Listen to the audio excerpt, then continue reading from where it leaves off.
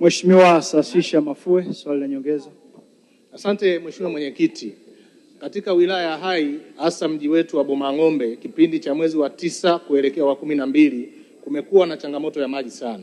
Katika kutafuta ufumbuzi, RUWASA wilaya ya Hai kwa kushirikiana na bodi za maji zimefanya tathmini na kupata mahitaji ya bilioni 10 ili kuanzisha mradi mpya na chanzo kipya na kuondoa tatizo hilo. Nataka kufahamu, kwa kuwa wameshawasilisha kwenye ngazi ya wizara, serikali na mpango gani sasa mradi huu uweze kukamilika na tatizo la maji wilaya Hai iweze kuisha? Majibu, Mheshimiwa Naibu Waziri.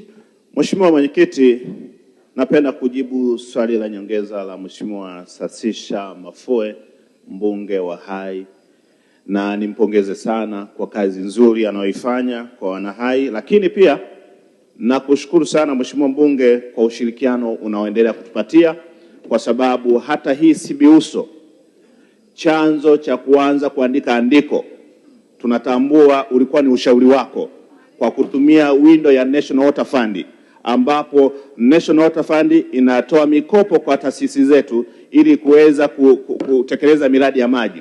Nataka nikuhakikishia kwamba andiko hilo limeshawasilishwa, liko katika hatua nzuri kabisa za mchakato ili liweze kupelekwa Wizara ya Uwekezaji na Mipango kwa ajili ya idhini, ili kuona kama andiko hilo ni viable katika uwekezaji wa huduma ya maji safi na salama. Lakini nikutoa hofu, kipaumbele cha serikali ni kuhakikisha kwamba Watanzania wanapata huduma ya maji safi na salama. Asante sana Mheshimiwa Mwenyekiti.